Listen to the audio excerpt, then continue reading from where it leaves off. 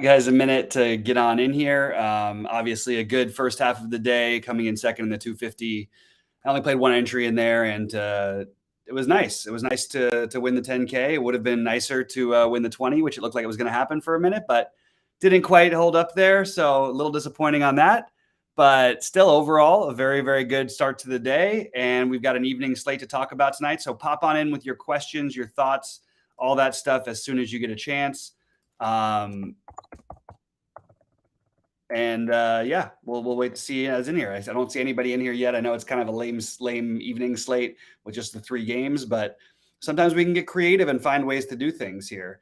And we don't need to talk all about stacks or anything like that. We can just talk about some actual plays that we like that are going to be low owned. So I'm going to go into some of those as we go along here. Like, for example, guys like Didi Gregorius, guys like I'm trying to think.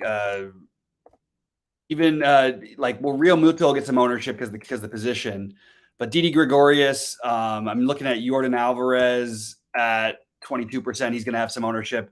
Let's look at Kyle Tucker, probably around 20%. Judge and Stanton are two obvious ones, but a tough matchup. So they're going to get some ownership probably in the close to 15 to 20% range as well. So I would just be trying to plug in what I think is the best stacks are the White Sox in my opinion, and I don't mind taking the other shot with Baltimore on the other side of that game. But you're going to get a lot of ownership there, and just keep it in mind you want to try to mix in with some lower owned guys. So I'm going to look at, like, for Philly, guys who you can get really low owned are Rhys Hoskins, Kyle Schwarber, Castellanos, Baum, Gregorius. All of those guys make for really good either one-offs, or maybe you get a little two-man against Musgrove if you're not playing Musgrove. And even if you are playing one of them, I think makes some sense. On the San Diego side against Suarez, no one's going to play Trent Grisham in a lefty-lefty. He's batting 8th. But you can get a little mini stack potentially for San Diego. People aren't going to be as interested because there's no Cronenworth and no Machado.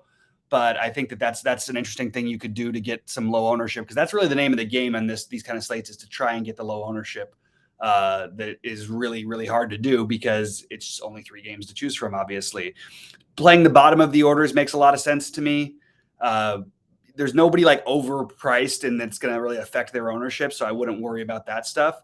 But I would make my core with Baltimore and the White Sox, and then I would mix in some of the, a Yankee maybe or two. I would consider, again, a 3 or 4 man from the White Sox, maybe a 2-man from Baltimore, and then either 2 of the lower owned, like Gurriel will probably be the lowest owned of the Astros. You could include him into your stacks and hope the other first baseman don't hit a home run, because he's unlikely to. But I think mixing in Philly and San Diego are probably your best bets as ways to maybe get a little bit off the board, because it's going to be really hard to do that in these with these other guys. And I don't think you have any reason to full stack. Correlation, of course, is always a good thing. So getting, a couple players from a team is better than a full stack, but it's not really that tricky of a slate. So ask me some thoughts, pop in some questions. I'll tell you what I'm doing. I do have one in my 2 big buy-ins. I've got one 4-man of the White Sox. And my other one, I have literally, I don't believe I have more than 2 from a team. Let me double check that and make sure that's right. I've got, no more than 2 from any team. And just taking my favorite bats basically and paying down for pitching in that lineup. The pitchers in order for me are Musgrove, Cueto, Suarez, Valdez, but I'm playing more Valdez. Well, no, I'm playing more Cueto than I am Valdez, but I do like Valdez a lot, even though the Yankees are intimidating.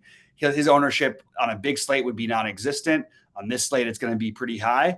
But I think that, if you want the safest route, it would probably be playing Musgrove and either Suarez or Valdez. But I also really like Cueto today, and I think there's plenty of upside for him against Baltimore. Thanks a lot, Sharks. Appreciate it, man.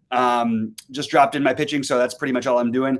Again, everybody's on the board because of the size of the slate. I'm not playing Dean Krimmer, and I'm not playing Tyon at the moment. If you want to play Tyon, I'm not going to argue against you. I just want to make a stand somewhere, so I'm not going to just play all the guys who are available. Again, Musgrove is the obvious one, but I do think getting Cueto and Suarez, who currently I have right around the same ownership as Valdez and Tyon. It wouldn't surprise me if Suarez ended up winning the slate. So I like the idea, if I'm going to play Suarez, play him with Cueto. If I'm going to play Musgrove, play him with Valdez. Just go double spend up or double spend down. That's just the way I like to do things. So if there's no questions or no thoughts, I'm just going to get out of here in a minute. I don't have a whole bunch to go through. It's obviously a very, very small slate. We don't have any weather to worry about, and we don't have any extraordinary conditions that stand out so much better, except for that the White Sox are in a really good spot. Favorite play is probably Jake Berger on the White Sox. I like that he takes up the third base spot. I basically have Berger and Bregman in all of my lineups. One of those two is going to be in all of them. Catcher, it's going to be Rutschman or Real Muto. First base, Abreu, Gurriel, Mountcastle. I have a lot of each of those guys. Second base is Altuve and LeMahieu and Torres for me. Heavy on Altuve. I understand there's some ownership. Berger, Bregman at third, as I mentioned. In the outfield, shortstop, Tim Anderson's the obvious play, is going to be the most popular. So I'm going to play some Didi Gregorius, and I'm playing him quite a bit because I think he'll be the lowest owned guy who has the power upside to potentially win the position. And then my outfielders, I love Mullins, Mancini, and I love Gavin Sheets. But I also think that those guys are going to have some decent ownership. And I like Alvarez, Judge, and Vaughn as other guys who are going to get ownership. So it's going to be hard to get off the board. Maybe if you mix in a Bryce Harper at lower ownership than usual, 14%.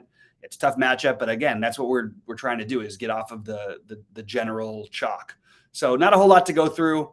I just thought I'd give you guys what I'm doing. I'm going to give you guys a real quick glance at my screen, and let me just do it really quickly so I don't get in trouble. Let's see. You guys know I like to be honest about all this stuff. There we go. Chrome's. Let's see. Boop. And we are going to share my screen, and then we are going to quickly unshare my screen.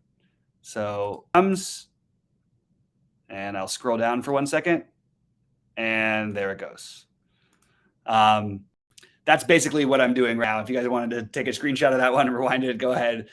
Just to give you an idea of exactly what I'm doing. I like to be transparent. I also may not be around for live tomorrow. I'll definitely be available for the morning and have all my plays and everything, but I'm going to try to make sure I'm around for live. It's a little bit tricky these days. As you guys know, I've got a lot of stuff going on. So it's been a little bit hectic in my world.